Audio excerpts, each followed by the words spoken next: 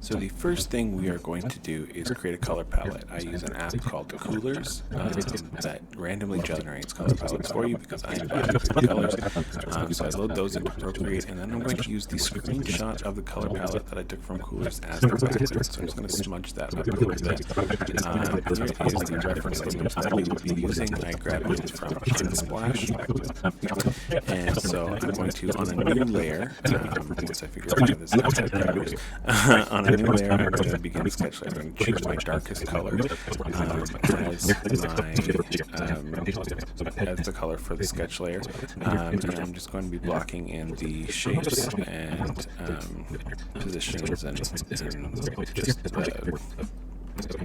the dimensions of what I'm seeing here and what I want to use and include in the painting. So I'm not using an exact replication of what the photo is. I'm also not going for a photorealistic replication of what I am using, like what parts of the picture I am using. I'm going for a feeling or vibe.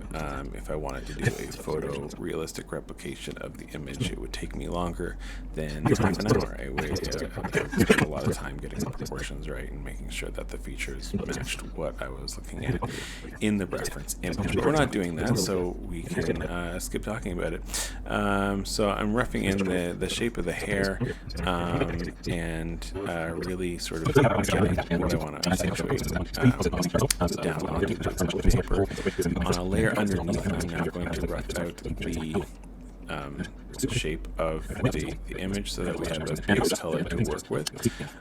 It's going to be, I typically will do the outline in the darkest color, and then the fill in underneath I'm going to do in the second darkest color, or sometimes third darkest color, so I have somewhere to go when I start using filling in the shadows on a layer over top. So now we are on a layer over top of the sketch layer. So the fill in was underneath, now we're over top, and I'm going to do shadows, and then I'm going to fill in lighting as well. I say this a lot, and probably just because I didn't fully understand how useful this was until way too late in my artistic endeavors.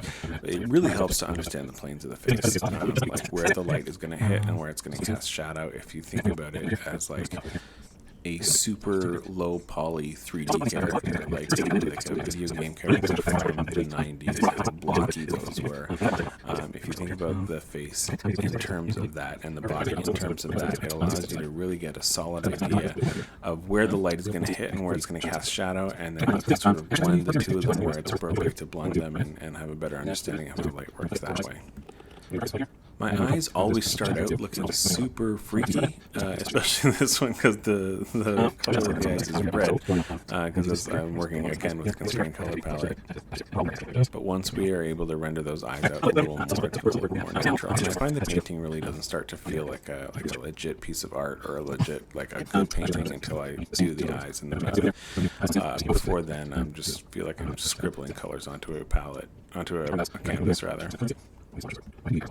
We are coming in now to do some highlights, some really bright lighter highlights where I'm noticing that they are showing up in the reference image.